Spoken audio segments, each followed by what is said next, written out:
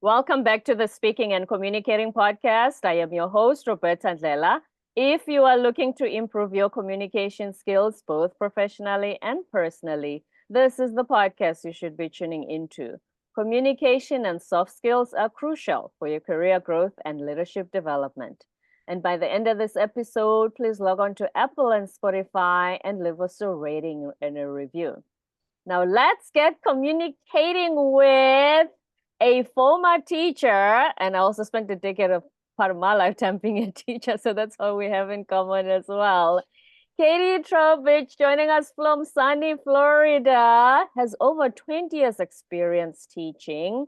She first taught in Chicago, and she has had so much experience that she has now created a company called Curiosity to Create in order to emphasize why it's so critical to have creative and critical thinking skills. And today we're going to find out how she does this, how she helps parents and especially educators to raise critical thinkers. And before I go any further, please help me welcome her to the show. Hi, Katie. Hello, thanks for having me. So excited.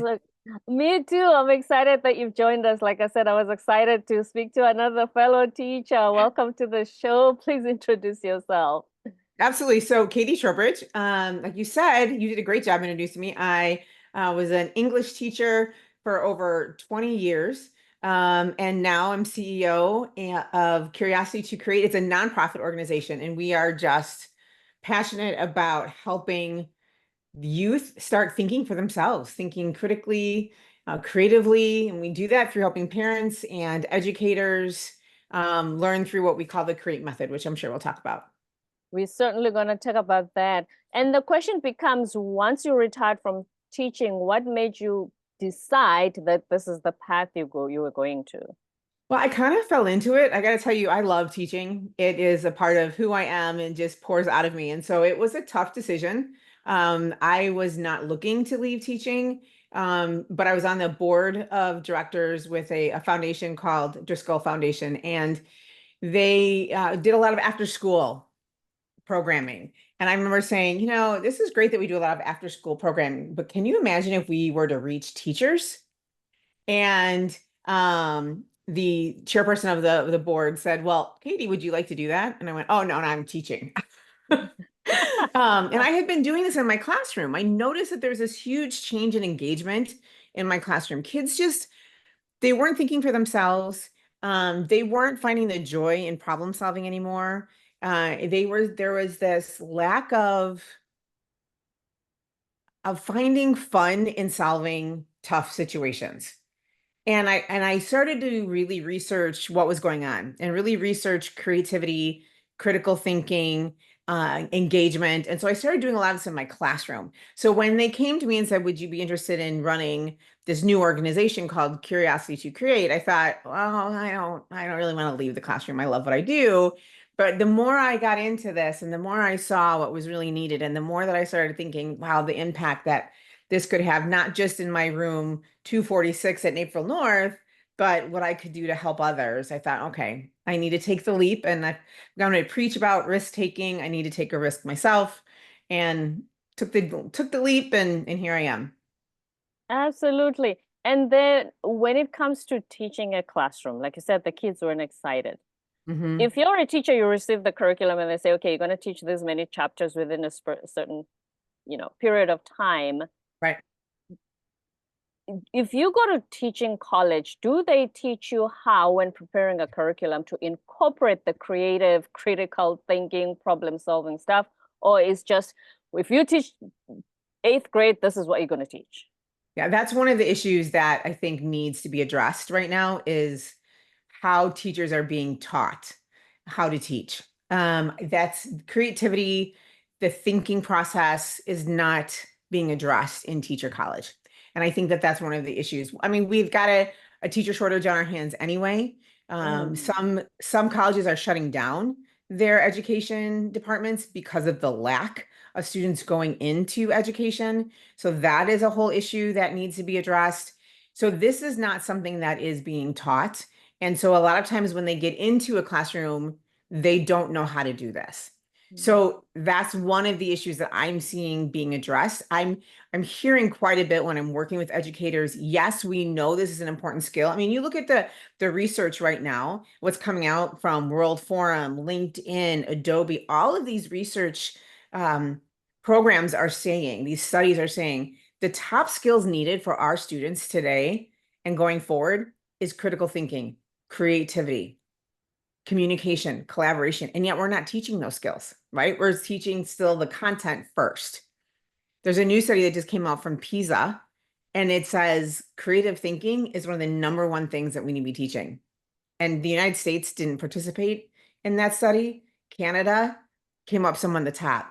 Singapore, Korea, some of these great other countries came up on top. We didn't participate, and we're lacking in those skills. So that's one of the reasons when I talk to some of my cohorts in Canada, they put those skills first, and the content comes from those skills. We're still putting the content first, and the skills are lacking. So those are the things that teachers are saying to me, look, we know we need it. We just don't know how to do it. So we've got to teach our educators and our parents how to teach those thinking skills along with the math, the English, the science, the social, all those skills that need to be taught. Mm. It's interesting you mentioned Canada because one of the years I spent in South Korea, we were teaching, it was a Canadian international school, and they brought in British Columbia qualified teachers. They introduced us to what was called the play learning system, Mm, which it was a first for me. That whole idea of kids learn so much more and they will absorb more English because we were teaching English if they learn it through playing. And I remember the principal bought all this stuff you do by hand. And I yes, thought, really? You know, back to that whole creativity yes. idea. Yes, absolutely. And we talk about that a lot as well. It's the hands-on experience.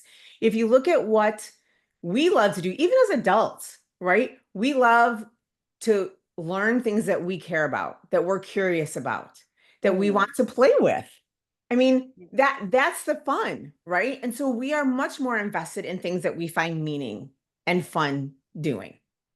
And that same with the kids. If we're doing that in our classroom, if we're playing and if we're having fun, we're learning, but we're so invested in it, it doesn't feel like learning. It's just fun.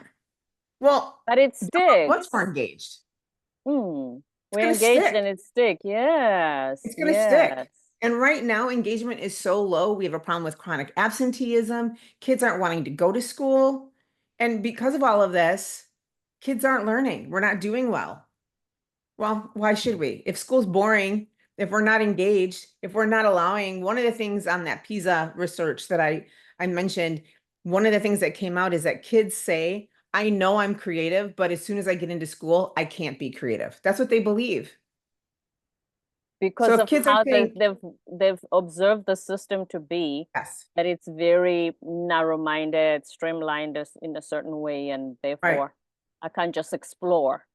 correct. They can't play. They can't explore. They know Mm. that I have to come in, I have to do what I'm told, I have to do what the teacher expects of me, I have to do well on those standardized tests, I need to do the memorization, I need to learn the facts.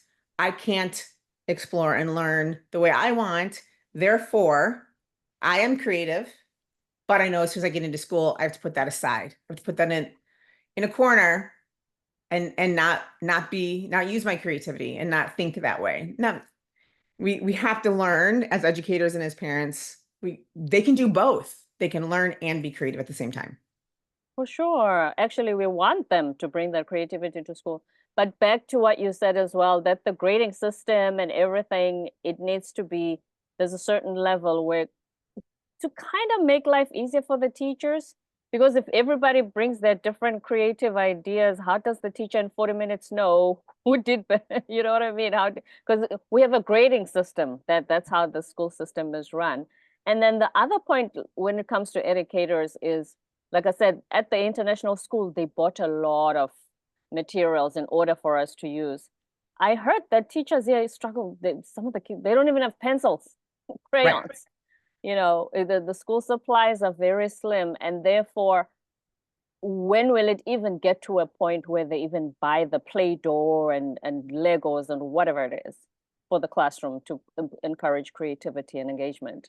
Right. Well, and I think that that's one of the myths about creativity is that you need a lot of stuff, that Mm, creativity comes as art. So you need the art and you need the crayons and you need the markers and you need the Play-Doh and you really don't, because really creative and critical thinking is just using your brain. It's problem solving. mm, It's what do we want to do today? How are we going to solve it? You don't need any materials at all. You just need your brain. right. And that's, So, I think, one of the big myths of we can do anything creatively. You can, look at a recipe and think, how do we want to do this in a creative, different way? Um, and I think that that's what's exciting about creative and critical thinking. It can be something very simple. We're on a playground. Let's go on a treasure hunt. Let's take leaves and make something different. We have a problem in our river that's being polluted. What are all the ways we can, right? Blank, mm, blank, blank. And those are the things that are creative and critical thinking. It's the idea of let's come up with all these wonderful ideas, wild and crazy ideas. Let's think divergently, and then let's come in and think convergently. You don't need any materials at all. Let's just think. right. Use your brain. And Hmm. then, so first, can I ask you to differentiate for us between creativity and critical thinking? Because next I want us to delve deeper into critical thinking. Okay. So that's a great question. And I get that a lot. So creative and creative thinking, right, Mm, is looking at all of the different possibilities. Wild and crazy, let's look at all what if. What might we? How might we? Right? That is what a lot of people would come up to the brainstorming idea. But it is novel ideas, new and novel, okay, mhm. that fit a certain task. So as a team, we have this problem. We are going to think in a creative way. What are all the different ways that we might solve this problem? Now we have this great list, all these creative ways. Next, we are going to critically think what actually will work. Let's analyze it. Let's think about it. What realistically would actually help us solve that problem? So creatively, we could think aliens could come down and zap the river and instantly solve the pollution problem, right? Kids could come up with some really great, that's a That's a creative idea. possibility. Yeah, creative idea. Possibility. Hmm. Absolutely. Great possibility. Yeah, Critically, will that work? Probably not, right? We probably right. realistically, critically using our brains. Creatively, great idea. Mhm. Critically, probably not, right? So we want the wild and crazy. Let the ideas flow, defer judgment, stay open-minded. Let's take some risks. Now we're at the critical side and we're saying, okay, now that we have all these great ideas, let's critically look at factually, analytically, what is going to actually work. Business-wise, it might be budget. What do we have for resources, right? What Yeah. can what can we do with what we've been given? So that's Hmm. your difference between, and you need both. So it's like Yeah, two sides of the exact same coin. You need the critical thinking and you need the creative thinking. They work together. right. You start with the creative. You just brainstorm all the ideas, put sticky notes on everything, and then Yep. you then analyze how practical it can be to execute. That's the critical thinking part. Right. Right. And what's hard is a lot of times when you're doing the critical or I'm Hmm. sorry, the creative, people go, oh no, that won't work. Or oh wait, that's silly. Or no, and you Just can't do wait that. till we get to step number two. Wait. Right. Because then you're shutting people down right away. Right. And that's what I hear Right. teachers tell me a lot. Kids go, oh, that's stupid. Oh, that's ridiculous. You can't do that. And then kids shut down and they won't talk. Then people are judging, right? And so we have a classrooms full of students who are afraid to take risks, kids who are afraid because they're going to fail, kids are afraid that they're going to look stupid. So then no one shares their ideas. No one's thinking in this creative way because they don't want to look in their minds like failures or feel stupid. And that's where we've got to really allow these classrooms to be safe places where, fine, you think an alien can come down? Great.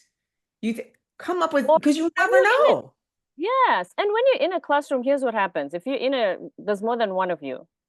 If somebody says the alien can come and press a button, I can say, probably not an alien, but I'm thinking somebody else can press a button. I might not fully go with your idea, but you've planted a seed in me to Yes. come up with something that improvises that. So there is Hmm. no stupid idea, really, No. because there's something it could trigger in my brain Mhm.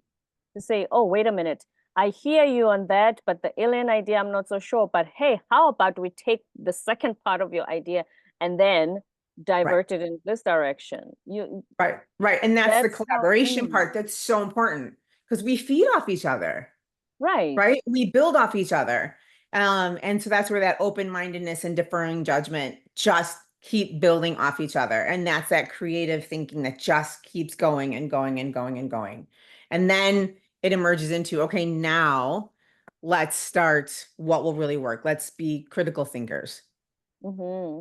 You said one of the things you teach is for kids to be empathetic. How do you do Yes. that? Well, that's it takes time and a lot of practice and a lot of feedback. So it is that I hear you, kind of like you just said. I hear you, interesting idea, an alien coming down. That's really interesting. I hear that. Why do you think that? Right? One of the things that happens is immediately we say, and especially in today's world, right. Or what are you talking about? It's that immediate judgment, and then people get very defensive. They pull back and they Mm, they get very defensive about their views instead of saying, that's really interesting, I hear you, I'm wondering what makes you think that, or why do you think that, or tell me more, so that I mm-hmm. am being I want I'm showing that I'm interested, I'm being very much an active listener, and I'm empathizing with you. That's interesting, I want to know more. The problem is right now is we're saying, I don't agree, click, I'm defriending you. That's you just described social media. Right. Right. And we're doing that in real life too. We're sitting at a, family dinner and we're arguing, right? Instead of listening, I'm interested, I want to hear you. I might not agree with you, and that's okay. I have a different opinion, but I'm empathizing, I'm listening, I hear you. But it's a skill that we have to practice. And as educators and as teachers, we have to say, okay, hold on. Let's practice the skill. Let's try Right. phrasing it this way instead of the way you just phrased it. That is so crucial. At first, since coming to America at least, I have heard of families who at Thanksgiving there's divisions due to politics, and then you don't Hmm. speak to your family member or your uncle who likes the opposing party, whatever, for Hmm. another year or something because of the Right. disagreement. And then COVID came, then you had, do you vaccinate or you don't vaccinate? And then families were even more divided because we Hmm. don't have what you just said anymore, which is, I had a previous guest who called it the art of persuasion, that you can disagree. I think he used Mitt Romney and Barack Obama when they were running against each other, that you can disagree but still respect each other. Right. Right. You can still respect, and that is that empathetic viewpoint, right? I Mm, empathize with you, I understand you, I hear you, I just don't agree with you, and that's okay. The other thing is, I don't agree with you, and here's why, yeah. right? And a lot of times I will say to someone, interesting, your viewpoint's interesting, tell me more. But the problem is they lack the critical thinking skills, they don't know why.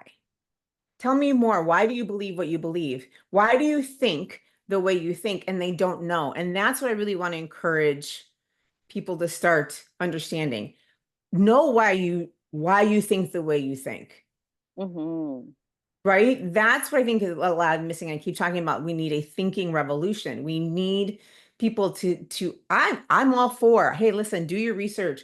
You think the way you want to think. Just know why you think the way you think. Right.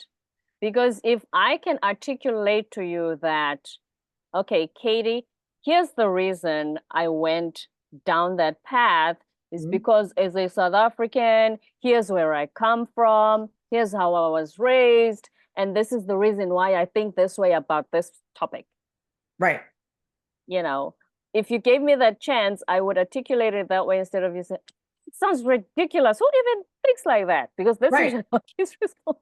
And now look what I've learned about you.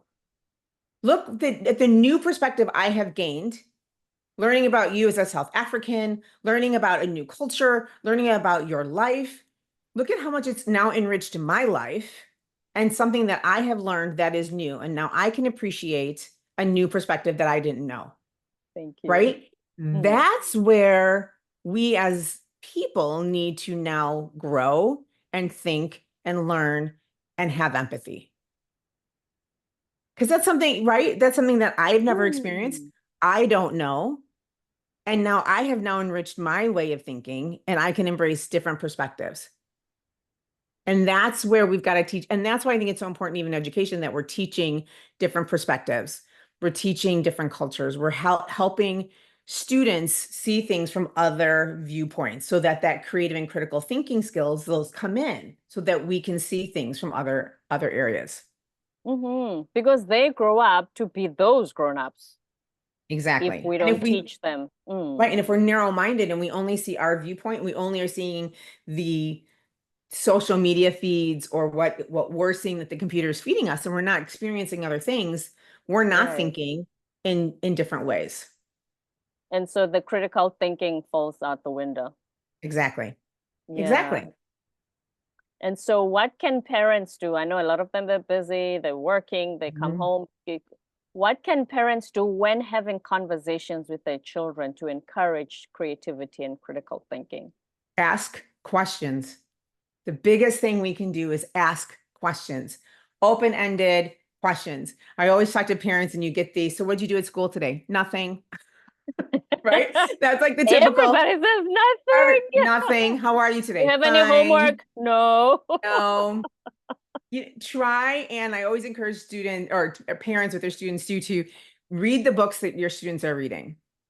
Mm. So even if, let's say, they're reading The Great Gatsby, or they're reading Holes, or they're reading whatever they're reading, and Captain Underpants, read the same book with them and say, "Funny, I was reading this with you, and what did you think of this character, or what did you think of that, or what are you studying? Oh, you're studying World War One. Who's your favorite? Whatever. What did you think about this?" Asking them and getting involved in what they are doing. Getting kids to think critically. Oh, what did you think of this movie? What was your favorite part? Why was that your favorite part? Asking Mm. why is such a vital question. Why did you think that? Why about anything? Watching Bluey, which I love Bluey, by the way, watching the cartoon Bluey and saying, why do you think Bluey did that? Why do you think Bluey's dad reacted that way? Those simple, getting your kids just to think. Do hard things with your kids. Do puzzles, right? I love Play that. board games. Those simple things can go a long way to getting your kids to think. One of the new studies that just came out talks about how people hate to think because it's too much effort. It's just What? too much effort. Even they were talking That about like things like playing chess. they actually had a random sample of people they asked, and they said, I hate I thinking. hate to think. It's too much effort. It's too hard to think. And but but they will do it if the reward is worth it, if the outcome is worth it. So, for instance, one of the things they call it is the IKEA effect, like putting together a really tough piece of Yeah. furniture, right? And Yeah. it's worth it. It's been frustrating. It was hard. It was a pain, but it was worth it because now I have this beautiful piece of furniture, Right. right? So that's the thing with our kids. It's the same thing. I love the term productive struggle. This was Mhm. hard. Putting together this puzzle was tough. Or gardening was this was really a pain. I didn't like it either. But look at this beautiful garden we just created, Right. right? Those kinds of things, if parents can do those kinds of things, and teachers as well. This was a tough, man, can you believe what we just did? Man, I'm so proud of us. But look at what we accomplished. Mm. Encouraging those kinds of things. And yeah, parents are super busy, but sitting down at dinner, going to a movie and after movie, I always ask my kids on the way home in the car, what was your favorite part? What did you like about that movie? What didn't you like? And why? And why? Tell me why. What was your favorite part? Why? What was your favorite animal at the zoo and why? Again, we just want to get them thinking. And Mm. I would say the other thing is giving them choice. Where do you want to go for dinner tonight? Here are the three choices. Or we want to go on vacation. Here are the three things that we have to do on vacation. We want to do something that's creative. We want to go to a beach. We want to do something that's learning. Where do you guys make it a family decision? Engagement. Yep. Yes. Yep. The reason I love why in any situation is because it stops you from making assumptions. Because usually we make assumptions and it creates a whole list of other problems from making the assumption. So when you ask why, you even understand why the person thought that Mm-hmm. way in the first place. Mm-hmm. Mm-hmm. Yeah. And any last words of wisdom? First, let's talk about teachers. What last words of wisdom do you have for them in encouraging creativity and critical thinking in the classroom? I think that one of the biggest things that they can do is, again, getting kids to start asking questions, involving students in discussion, involving students in teamwork, and involving students in that productive struggle. Let's do something difficult together, hands-on problem solving. So getting out of those worksheets and getting into let's solve something, right? And it can be Mhm. anything, getting them just to think and going back to what we were talking about earlier, playing. Let's figure Yes, this out together, right? And honestly, and I tell teachers this all the time, it actually makes their jobs way more fun and it makes it easier. So instead of this huge, let me do this elaborate creative lesson plan, let the kids create what they want. How should we learn this? We have to do this. What do you think we should do? How should we do it? And that can be an awful lot of fun for a teacher, and makes it less stressful on the teacher as well. Now, I've seen kids come up with some incredible lesson plans where the wow. whole class learns in really fun and exciting ways. They're pretty amazing. Kids are pretty amazing when you give them some responsibility. They are. They really, especially today's kids. I'm almost Oh, 50. They're very smart. They're very smart. extremely smart. Yes. Kids today are very smart. And if given the space in order to let that out, they will blow you away. They really will shock you. They're amazing, Mm. amazing kids. So that I really think that there's a great opportunity for educators out there. I think that we are on the cusp of doing some amazing things in education. Right. And actually, the when you just gave that example, it reminds me of in the workplace as well. You know how the leader of a team will say, okay, this is the outcome we're looking for. Do you guys have any ideas on how to get there? And everybody just starts brainstorming. That's exactly how it is. So being trained while at school at a young age will give you so many advantages when it comes Yes, to that. Yeah, exactly. Exactly. And that's what we need to start doing. There shouldn't be such a big difference between what they're doing in school than when they get out into the real world. right, right. Thank you so much, Oh, you're so Katie. welcome. This has been fun. You did promise fun, and I really had fun myself. Oh, good. Me too. Yes, absolutely, stuff. Wonderful stuff. And before you go, please tell us where we can find you online if we want to know more about the work that you do, especially for teachers' resources as Oh, well. absolutely. Right. Yes. Mhm. Curiosity to create, the number two. So curiosity2create.org. All of our material is there, including the create method. We have an online community. You can find everything you need right at that website. I did not ask you about the create method. Please let's go through it before we Oh, close out. no, no, no, Yeah. no, no. The create method, and again, everything is there. Hmm. And we have a new book coming out called Deeper Thinking in the Classroom, which has everything about the create method there as well. But I really mentioned a lot about the create method, which is just curiosity and putting everything together, risk taking, engagement, making the experience. We talked about play, we talked about attitude and team building. We really went through most of it during our conversation, just not using the actual term. So believe me, Love we that. talked about making sure kids are thinking for themselves. Love that. And just one last question. Now that you mentioned risk taking again, have you found over the years of teaching, because you've been teaching for over 2 decades, that kids who are risk takers in the classroom, is there a correlation between how successful they become later in life? Very much so.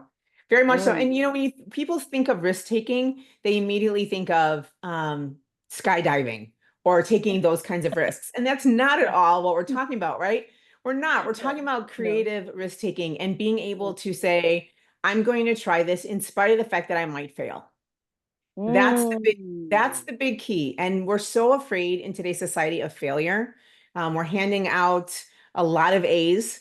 And if you don't get an A, people think immediately that that's a failure.